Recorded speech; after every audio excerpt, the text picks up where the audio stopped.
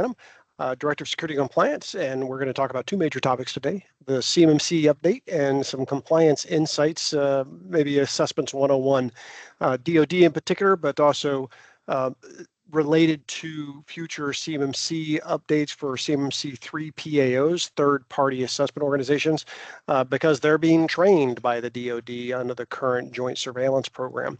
If you do have questions, please go ahead and put them in the chat channel as we go along, or just unmute yourself and ask the question. This is not intended to be a lecture. It's supposed to be an opportunity for me to give information that I think I have and you to be able to sound off with the questions and or potential corrections if you've had a different experience, or maybe it broadens the potential experience pool for others that your experience is a little different, especially when it comes to assessments. So the You Already Own It team, you should be familiar with these names, but if you're not, then here they are, and this will also be in the recording.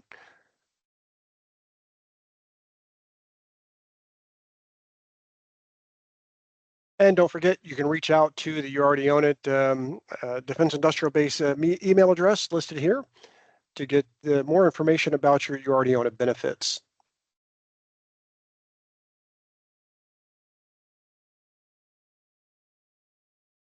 So it's a short agenda. The introductions are almost complete. Then we'll start working on those other two items. I've got 67 slides to get through in an hour. I'm kidding. It's actually only 20. No problem. Me, I'm not all that interesting. I've been doing some of this stuff for a while. Do have some level of expertise in it, but I'm still learning every day. And so, like I said, if you have a slightly different experience or a perspective, by all means, share it. It does not mean that what I'm saying is not true. It doesn't mean that what you're saying is the only way things will happen. It means that people have to be aware that there is some variability in what they could potentially encounter. And that variability, of course, leads to uncertainty. Uncertainty leads to fear. So we want to try and minimize that as much as we possibly can. All right, so CMMC. Believe it or not, I think I can do this CMMC update in 90-ish seconds. Maybe, probably not. There's about 4 slides, really. So remember that the DFARS, the Defense Federal Acquisition Regulation Supplement, Section 7012, has been in place for a while, since 2017. And if you have DoD contracts or DoD flow-through requirements that are impacting you, you're already expected to be implementing NIST 800-171 security requirements. Now, that's 320 assessment objectives that they then grouped into 110 security requirements, because that sounds better than 320. And then they group that down into 14 families, because 14 sounds better than 110.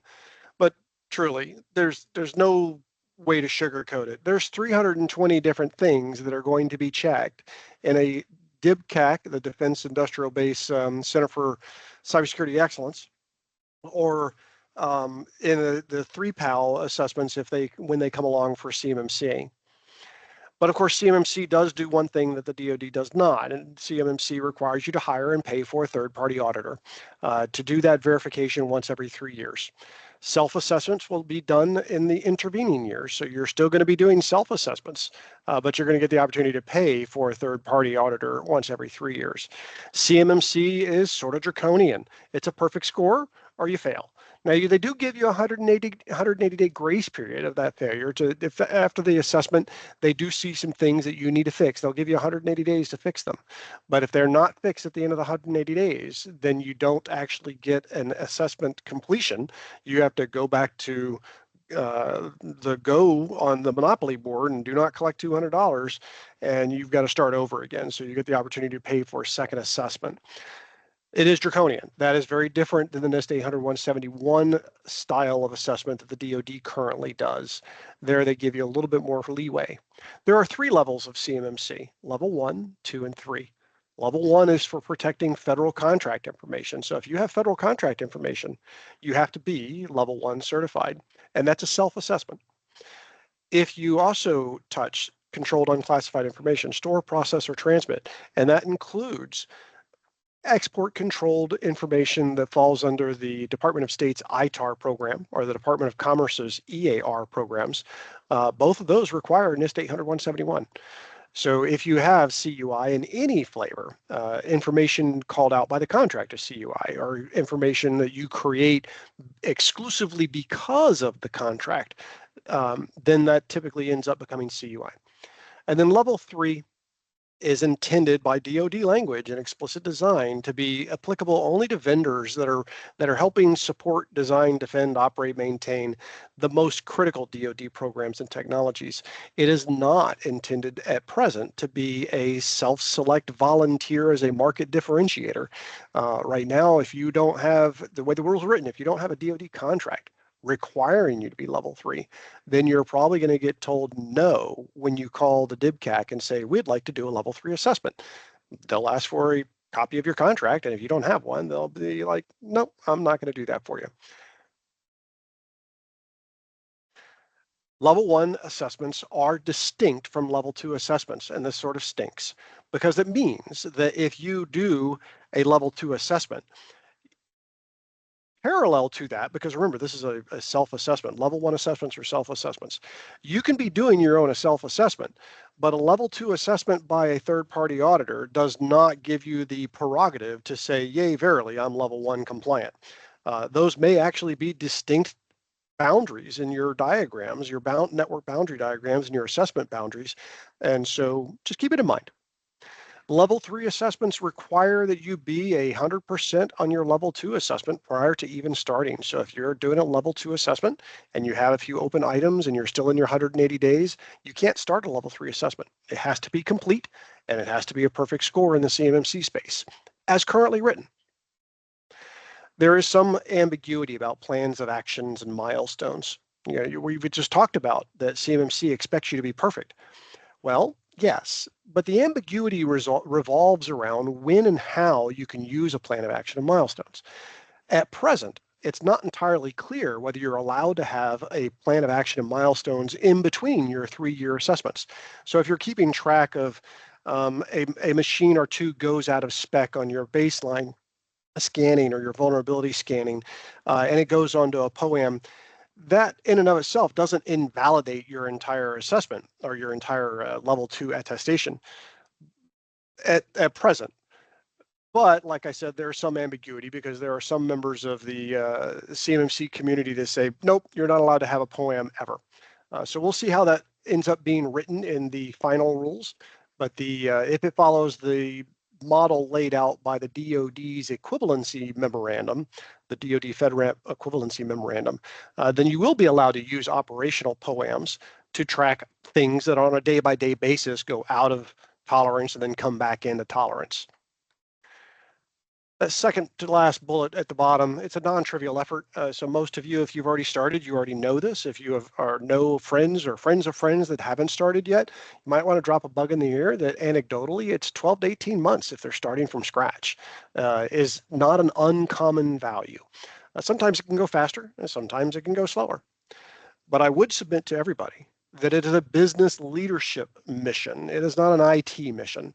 If the business leadership is not involved, then whatever effort is being put forward is going to take longer, it's going to cost more, and it'll sometimes stall because other members of the business may resist the various changes that are happening because frankly, as far as they're concerned, none of these changes affect them. So what if the IT department has to hire a third-party auditor? I don't care. But it does impact the way they use the system. It does impact the way you interact with your customers, your suppliers, your vendors, your distributors. So on the lower left-hand corner, going back even further back in 2023, obviously, there were days of review that the Office of Independent Review and Assessment were conducting, and those are supposed to end in the end of October.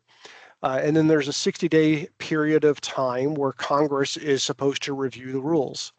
And then before they actually go live, there's an interim period.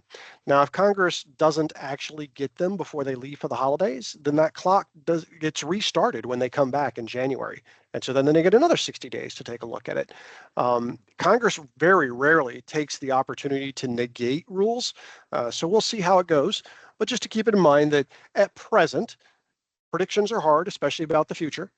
We should anticipate January, February timeframe for the very first contracts to be exiting the DoD, where there is a clause in there that says CMMC assessment is required. And it's going to be a phase-in period, so it's not every contract. It'll be a percentage of them. Lower right-hand corner, some actual numbers provided by the DoD, whether you believe them or not, is worth a favorite adult beverage. Mine is iced tea. There is a common perception that level 3 is going to be la-di-da-di everybody, because if all the primes have to be level 3 and flow downs require level 3, then flow downs of flow downs require level 3. That's not the way the DoD is currently pitching it. It's not the way they're currently telling others about it. They're still anticipating 600, counting the people that have to flow down. The 80K count is, there is a perception that that omits the various managed service providers or managed security service providers. And if that is true, then that's still maybe a 3 to 5% overage on that. Not necessarily an earth-shattering number, but it's not actually the problem. The number of companies needing the attestations in and of itself is not surprising. But what I would point out is the last two bullets on this slide. There are currently only 53 C3 PAOs in the CMMC marketplace. Now there's 420 that are still in the pipeline. But to exit that pipeline, they actually have to attend assessments conducted by the DIBCAC team. So the DIBCAC team has a finite number of teams. The last I remember hearing, I think they had 10 teams.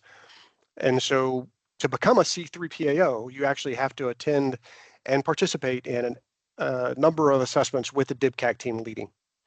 Altogether, there's only 252 people on the planet right now that have a CCA, which is the Certified CMMC Assessor certification, which means they are the only ones authorized to lead a CMMC team. And so, if you anticipate a week of doing an assessment, several weeks to prepare, and a couple of weeks to write up the material, that's not a whole lot of throughput per team lead. So just be aware. There are some other information there at the top of the slide. The question was rampant during the public review period of what's going to happen when CMMC tied itself to NIST Special Publication 800-171 Revision 2, and NIST itself deprecated Revision 2 and went to Revision 3. So the DoD has temporarily resolved this by issuing a class waiver. Nobody with a DoD contract is supposed to do a Rev 3 of 171 until they rescind that class waiver. That waiver is for DoD. So if you have contracts with ITAR and EAR constraints that are not DoD contracts, you might want to check with your contracting officer to see if Rev 3 matters to you, because their language is less specific about which revision they expect you to use. The DoD did release a FedRAMP moderate equivalency guidance back in December of last year. So if you're using a cloud service like Microsoft's GCC High or, I don't know, GitHub or Dropbox, then, and you're using that cloud service to store, process, or transmit CUI, you are obligated to make sure that that cloud service is FedRAMP moderate or better. And if they are not FedRAMP moderate, listed on the FedRAMP marketplace, then you can do the FedRAMP moderate equivalency or better. And DoD gave a guidance out on how to do that. And then the DIBCAC also released a templated memorandum listing all the things that you're supposed to check. And this URL is actually on the Planet Perspectives webpage, so you can go grab that PDF. It's a fillable PDF. I did get asked by one customer earlier in the month, do I think that with Chevron being overturned by the Supreme Court, that is a possible reason that CMMC might be delayed? I'm not a lawyer. I didn't stay at Holiday Inn Express last night. So I think that's a to be determined, and I'm going to let lawyers speculate on that. And in the meantime, I think I'm going to worry about the things I can control. And right now, I think the timeline is still valid, pending other information from the DoD, that we should be aiming for January, February for contracts to be exiting the DoD that require CMMC attestations. So before I go into Assessments 101, are there any questions right now in the listening audience?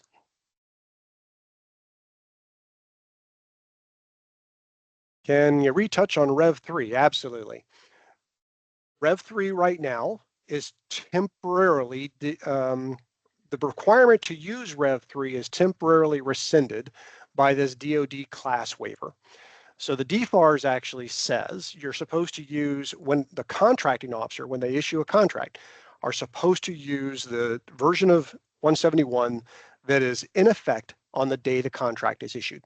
Well, right now that means Rev 3 because NIST made Rev 3 the valid version. But this class waiver rescinds that temporarily and says we're going to stick with Rev 2 until we rescind the waiver. Did I answer the question? Yes, thank you. Okay. But I will emphasize for anybody who has non-DoD contracts, a DoD class waiver is not something you want to stick your hat on. You want to talk with your contracting officer representative who helped issue or who is running that contract for you of whether you're supposed to be using Rev 3 to support your ITAR requirements or Rev 3 to support your EAR requirements. All right, so Assessments 101. And this is where I invite anybody to go ahead and sound off either verbally or in the chat channel if you've had a different perception, if you've had a different interaction pattern. We are all products of our own personal experiences. I've had a number of interactions with DoD and DIBCAC assessors, but it still means that I haven't interacted with every single one of them. There are still other possible interaction patterns out there. But as a rule, I think these are fairly accurate and based off of what I've interacted or talked to with other folks. So there's two types of assessments currently in the status quo as of today: DIBCAC medium and DIBCAC high, that meaning a third-party assessment. So DIBCAC medium is remote only. They're not going to come and look at your physical security environment. They're just going to take your word for it, or maybe require you to walk around with your FaceTime camera on or something. That was purely speculation, by the way. Or they may do a DIBCAC high assessment where they physically come on site. And when they come on site, they're going to be with you for 4 to 5 days on site. There's also the Joint Surveillance Program. And that's the DoD run program in partnership with the CMMC AB to train CMMC third-party assessment organizations, so the C3PAOs. So a C3PAO cannot become a C3PAO until they've gone through that training with the DoD in the current instantiation. Maybe the final rule will change that a little bit to help reduce the bottleneck. Speculating about that is somewhat not useful. So right now, those are the two styles of third-party assessments associated with CMMC and A171. So technically, it's not a CMMC assessment. CMMC doesn't technically exist yet. It is a 171 assessment. The teams are made up of U.S. citizens only, U.S. persons, only. As a matter of fact, the DIBCAC teams are made up of DoD civilians only. So if you're getting a DIBCAC medium or a DIBCAC high assessment, and that could be because you've won the DIBCAC lottery. You could, if you've got a DoD contract, you can get that phone call today that says that you've won the DIBCAC lottery and we're going to be there in 60 days. You can sometimes ask for an extension and get a 30, maybe a 60-day extension. I've never met anybody who got a 60-day extension. I have met people that got 30-day extensions. But the intention is that they're going to be on site, and they're going to be doing that with DoD civilians only. If it is a CMMC level 3 assessment, DoD is going to be the only ones doing those as well. C3POs will not do those. The medium assessments, as I said, are remote only, but CMMC level 2 assessments are going to be done by C3PAOs. And that's what I'm trying to communicate there in the bottom. Still probably a 3 to 5 person team led by a CCA with CCA candidates, because at present they have to have each person needs to have a number of assessments to go through under training and under observation to be able to become a CCA. And then they'll also use CCPs, certified CMMC certified practitioners, to review a subset of the controls. The rules currently state they're allowed to review the, excuse me, they're allowed to review level 1 controls and assist in reviews of level 2 controls. And there is no indicator for remote only for non-US defense industrial base vendors. So for those vendors that are defense industrial base vendors in Germany or Japan or South Korea or any other place that are supporting US contracts, at present, there's no indicators of doing remote only. That realistically means that the cost for those vendors are going to likely be much higher, because they're going to have transportation cost to get the C3PO from wherever they are, to their overseas location. So there's some big checks that everybody needs to do when they're getting ready to do their assessment. Absolutely, first thing you do, make sure your network boundary diagram is accurate and complete, along with your federal contract information data flow and your controlled unclassified information data flow diagrams. They need to be accurate, they need to be complete. And likewise, those other bullets are effective. So have your policies, make sure they're current, make sure they're in effect.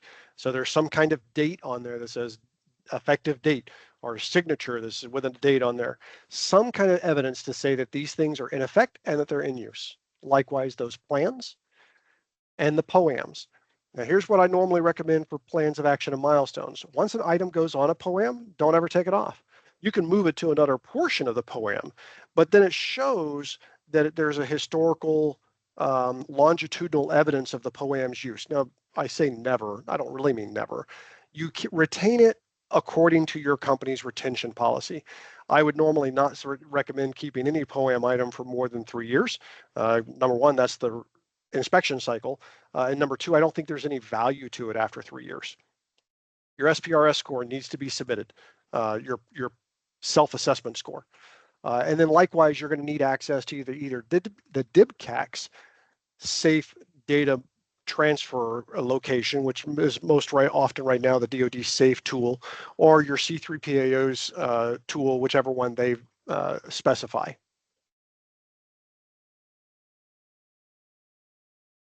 Next thing you need to do, have evidence per assessment objective. So that's 320 pieces of evidence, and I'll tell you why. Because if you have evidence for all of them, then you've got high confidence that you will be able to demonstrate that to the assessor that you are doing what you wrote and that you wrote what you do and that you can prove it. The DIBCAC has released a tool, and I'll talk about it in a little bit later slide, but that tool actually then specifies and tells you what types of evidence you need for what. It's at the control level. So you need 126 documents. But fortunately, most of those plans and policies that we just talked about, those 14 policies and those 4 plans, they fit the vast majority of your document requirements. 92 artifacts and 93 screen shares. Now, screen share is also going to end up being a screenshot as you prepare for the assessment, but a screen share means somebody's going to have to demonstrate this tool on your environment live in front of the assessor. So you want to have that screenshot prepared with a little breadcrumb on there where you've typed the text of how to get back to that location, because sometimes these settings and these configurations, the administrators don't use them very often, and so they forget where to go. Having a demonstrator forget where to go in the environment to demonstrate a configuration is really awkward. It sort of demonstrates that or gives doubt in the assessor's mind that the demonstrator is not fully trained to do the activities they're supposed to be doing. That last piece right there, the FIPS documentation, have the complete list of FIPS modules in use in your environment. So if you've got a firewall that's using FIPS, but you use that firewall to help manage input output of your local premise, on-premise firewall, then pull out the FIPS number and collect it and put it all into a collection of FIPS module numbers and their certification dates. Likewise, the Microsoft ones. Don't just claim inheritance from Microsoft or GitHub or Cisco. Have them listed readily available, and that way you can show them that you've done the collection and that each of those modules are still valid. In a perfect world, you should just be able to say, we inherit all of the FIPS compliance that Microsoft provides. I agree with you. It's a perfect world. Be prepared, however, with that information, and that way you can remove that doubt in case you do get the assessor who wants to see. Make sure you have evidence per assessment. I'm going to hit that over and over again. So as an example with baselines, make sure you've defined it. Remember, a baseline is defined by you. You do not have to say that it is the DoD STIG. You could, but you don't have to. If you choose to do a bespoke, a custom baseline, great. Describe how that baseline is built and have a standard build process, and then have some evidence to show that you follow it. You're allowed to even take the DoD STIG and then adjust it. If you adjust it, then document the adjustment, and that has become your STIG, your baseline. And think of it as a collection of baselines.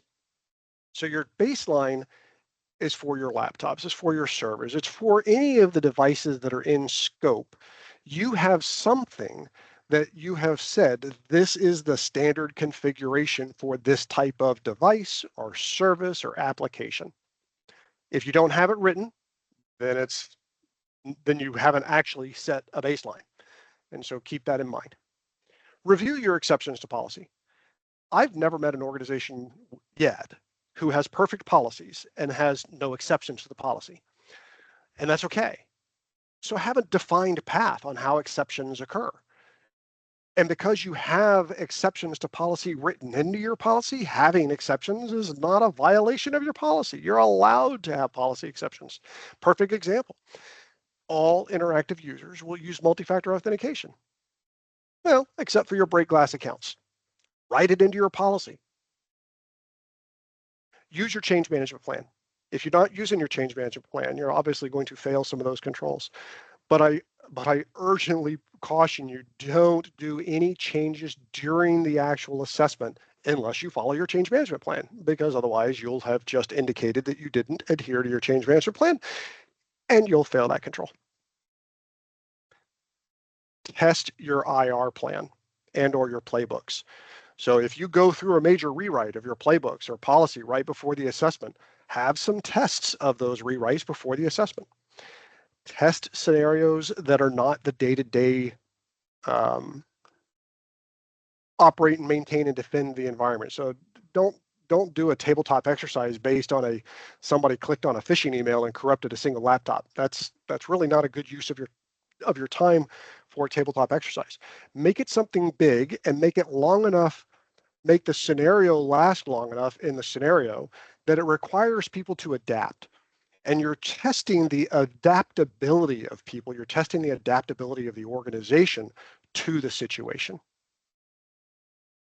I would emphasize to everybody, do routine data collection, evidence collection routinely. Avoid the frantic all hands on deck response that frequently comes up with winning the DIBCAC lottery. When you get that phone call that says, we're going to be there in 60 days, ideally your response is, okay, I'll see you in 60 days. And then have at it, because you do the routine routinely.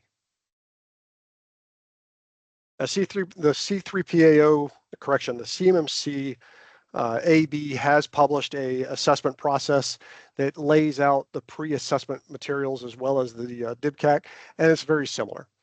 Contact them ahead of time, establish schedules, establish the framing. These are all effectively common sense, but you also need to make sure you do it on a checklist basis to ensure that you don't leave anything unaddressed. There's no reason to have an assessor show up with a sour taste in their mouth before they've even started talking to you. So identify those business leaders. Remember, I told you that business leaders need to lead these kinds of engagements. Have them in the room discussing how does the organization receive CUI? What do they do with CUI inside the organization, and how do they send CUI out of the organization? If you receive technical documents from your vendors, or you ship technical documents out to your distributors or to your customers, talk about that. Talk about whether those technical diagrams are have distribution statements on them, because if they're distribution statement B through E, they are by default, by definition, they are CUI. And then have your senior IT officials start the discussion about the boundary diagram. I mentioned that having the contract team talking about FCI is a great thing to do, because DIBCAC in particular is going to ask you about FCI at the end of the assessment. Now, that's not officially part of the DIBCAC assessment in terms of your 171 compliance, but it is absolutely part of their write-up. When they do their security assessment report back to you, they will call you out if they have identified weaknesses on your handling, storing, processing, or transmitting of FCI. So Sam just noted that my math appears to be wrong. My apologies. I will figure that out, Sam. On the breakdown of the 320 objectives requiring 126, 92, and 93, I will fix that. I'm not sure how I managed to get that math wrong. Math in public. Oops. So there's a webpage, the DIBCAC makes available. They even publish a Microsoft Access database on that thing. You can download that zip file and you can open that Access database, and believe it or not, it's the exact same database they currently use. They use this database when they come to your site. They have it loaded on their laptops, and they use it to store and collect information. Might as well use it. It's free, and it gives you access to what they're looking for. That one table right there in particular, the table underscore objectives, go to that one column, and you'll see whether they're looking for a document, an artifact, or a screen share. And speaking of which, an artifact, what do I mean by that? Let's just give one example. It's generally a piece of paper or some other evidence that you're following a process or a procedure. Arbitrary example, visitor control log. If you're doing CUI processing in a facility that is access controlled, then you're supposed to have a visitor access log where visitors come in, they sign in, they get escorted around, they get signed out. Copies of that visitor access log are artifacts. Notes from your CMMC or from your change management board, the meeting minute notes, the approvals of those are all examples of artifacts. The screen share, it's a live demonstration. Keep that in mind. I recommend that all of my clients do a screen capture of where that configuration item is, and then put a breadcrumb there so they can get back to it. And so I fully recommend doing that. But in the meantime, you know that DIBCAC is going to be doing a screen share for a number of those, and they'll tell you precisely which control is which. Now, I'm emphasizing DIBCAC right now. Remember, DIBCAC is currently training the C3PAOs. So my expectation is that there's going to be a very similar style of engagement. DIBCAC expects 15 different roles for interviewees, and those are generally broken out into 3 different rooms. And that's what actually that fourth bullet from the bottom. Book 2 different rooms and a conference room in your environment when you're getting a DIBCAC assessment or a CMMC assessment. The conference room, generally treat that as your home base, as the primary room. Then there'll be breakout rooms. Each of those other locations, they'll have different people being interviewed for different sets of control families and different controls. And they assign and allot the interviewees to those different rooms. And that way they can actually go through all 320 of those things during that 4-ish days, sometimes 5. Because if they didn't do that, they wouldn't be able to do that volume of review.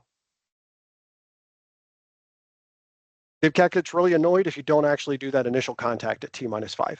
So if you're doing a DIBCAC lottery or a CMMC level 3 when the time comes, make sure you talk to them ahead of time. Make sure you sent all of the documents and evidence to them ahead of time. Now, DIBCAC has file naming conventions they expect. So it's actually the convention is the name of the file, or correction, the name of the control.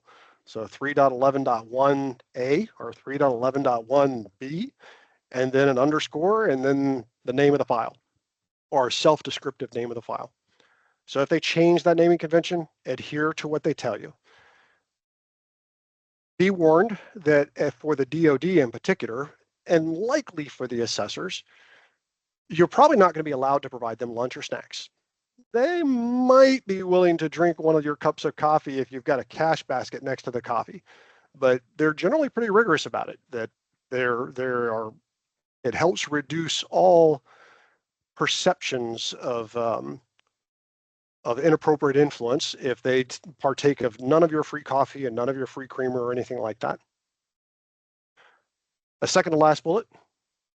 If your artifacts tell a linked and coherent story, all the better. As an arbitrary example, artifact, if you following your change management process, is here's a change request of a change process. Here are the notes of the change configuration board discussing that. Here's the section in those notes discussing the security impacts of that change.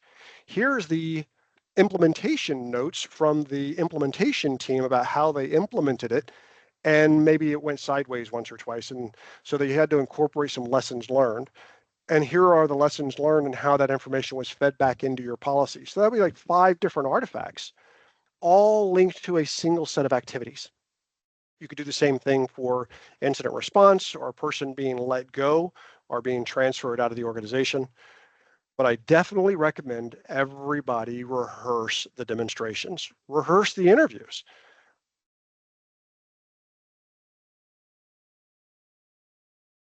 Day one, day two, these are literally from the DIBCAC. I'm not going to read through all of those, but I am going to focus on the right-hand side, the rules of engagement.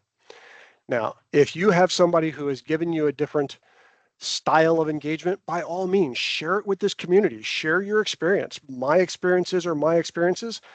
Yes, they're broad, but they're not universal truths.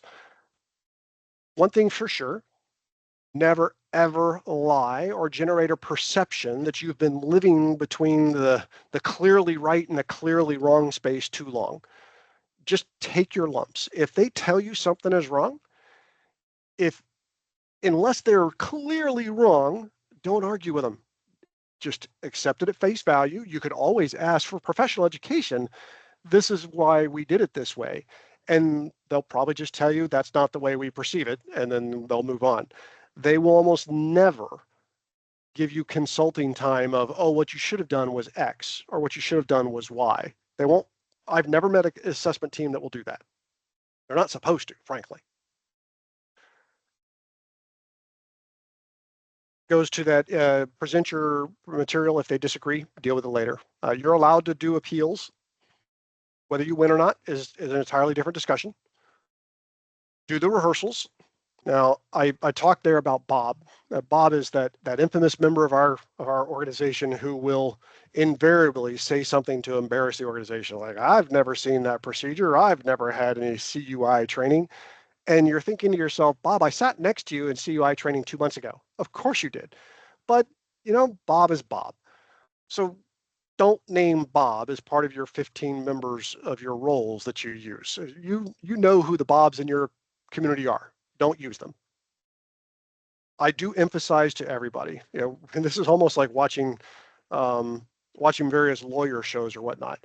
When asked a question, answer the question and then stop talking. The assessor is not there to rake you over the coals. The assessor is there to establish a level of confidence.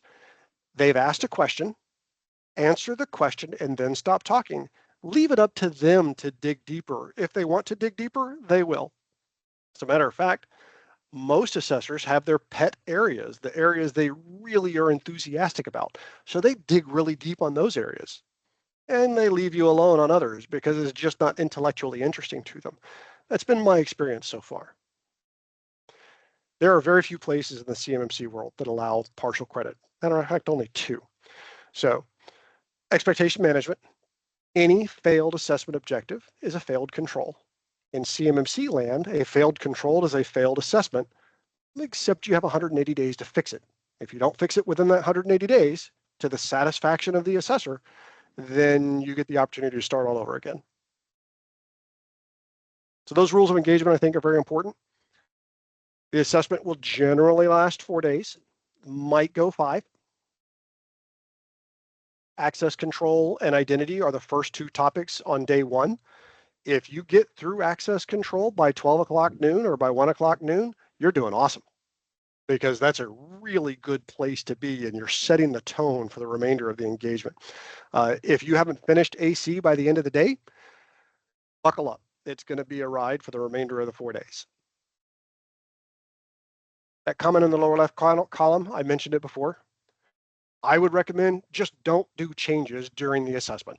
If you have to, make sure you have a documented process for an emergency change and that what you're about to do fits the definition of an emergency change. This is the voice of lessons learned, by the way. I worked with somebody to do a change during the middle of an assessment.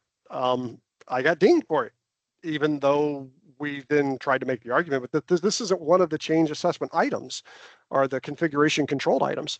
But after that, I didn't continue to argue, and we did get dinged on that one.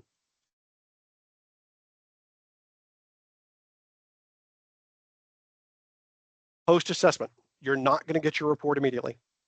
You get 14 days, calendar days, not business days, 14 calendar days to submit any rebuttals, any objections to their assessment methodology, any assertions that they failed to look at a piece of evidence. And generally, if there was evidence that you had forgotten to show them. I've not met an assessor that's willing to turn their nose up at it. They're like, okay, thanks. Okay, that's now marked as implemented or satisfied. You will get the report, the security assessment report, generally by T plus 60, so the end of the assessment plus 60 days. And the DIBCAC team themselves are going to enter your SPRS score. In CMMC land, the C3PAO will enter your SPRS score and enter your score in the defense, the DoD's version of EMAS. EMAS is their GRC tool. If you've ever used it, you know it stinks. It's an awful tool, but it is what it is, and that's what they're going to be using. You have up to that 180 days to fix things that are wrong, that the assessment finds are wrong. So if there's still an operational POAM, leave it off to the side. There's no reason to show an operational POAM unless they ask for it.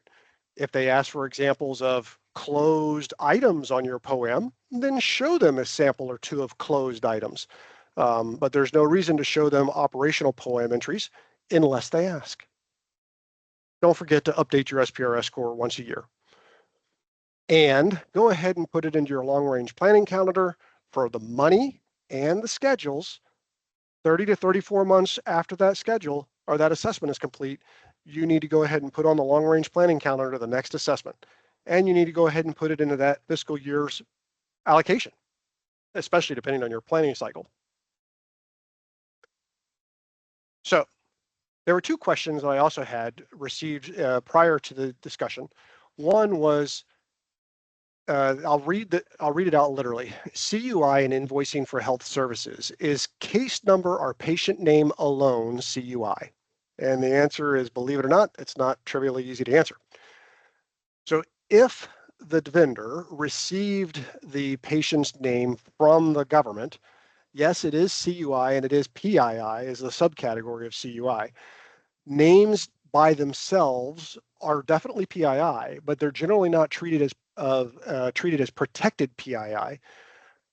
But this is one of those things of, it's better to ask for clarity from the contracting officer representative before you make a determination. And if you're not sure that you want to do that because you may get an answer you don't like, talk with your general counsel. Remember, CUI starts off as data that the government has provided you, or that is created by you explicitly because of the contract. And they do not treat billing information and bills of material with some variability as CUI. And that's actually written into the CFR talking about CFI. So it's not an instantaneously simple answer. Is it CUI? Maybe. If the government gave the case number and the patient name to the vendor, yes, it is CUI, and yes, it's PII for the patient name. The case number, probably not. But I can't give you a definitive answer. The next question was checking in on any updates to CMMC schedule or controls. So we did talk about that in the very beginning. And so I'm going to briefly head back to that line chart. Right there. We should be seeing CMMC contracts exit DoD contracting offices somewhere in the January-February timeframe. Stay tuned. Truth may change. And I am going to yield the floor to questions. You feel free to either type them or to verbalize them.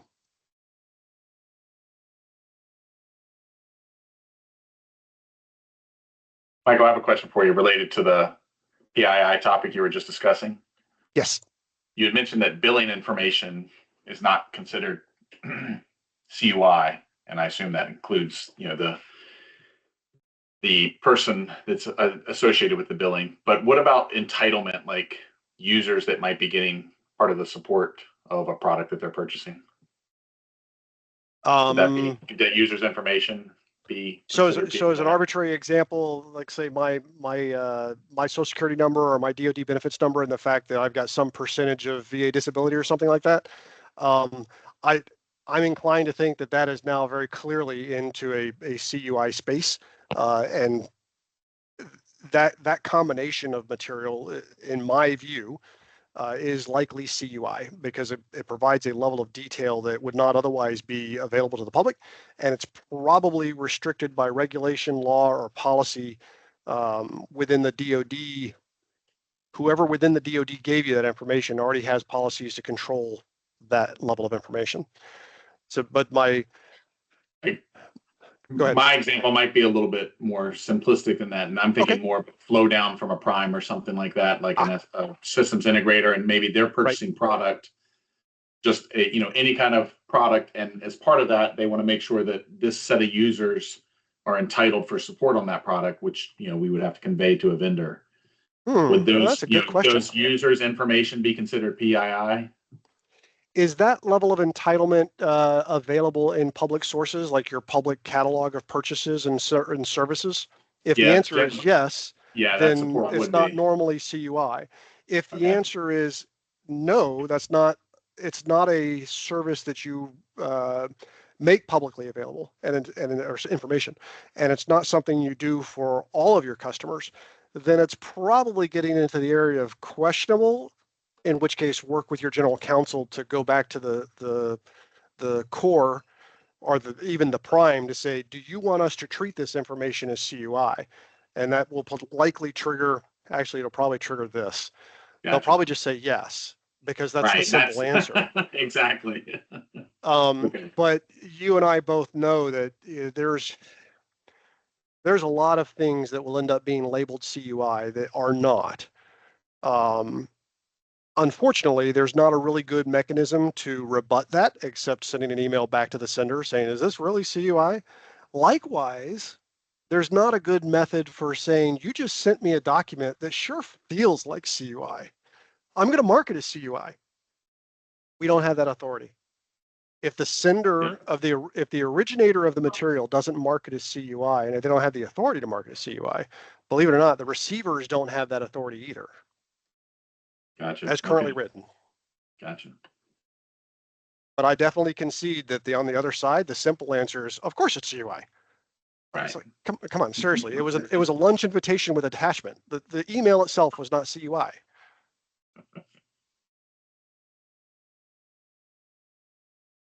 Other questions, other comments, or other experiences with assessments, DoD or otherwise, maybe rules of engagement that worked better for you? A rule that you've adopted that I hadn't mentioned?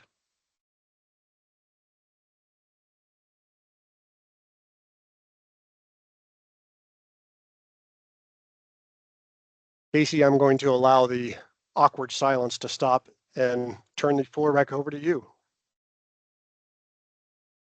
Thanks, Dr. Mike. And thank you everyone for attending. We will be sending out this session as a recording along with the deck shortly.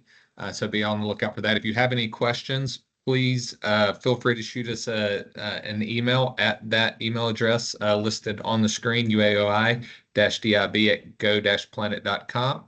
And thanks again, and have a wonderful day. Thank you, everyone. Thank you. Appreciate the opportunity to talk. Thanks. Thank you. Thanks.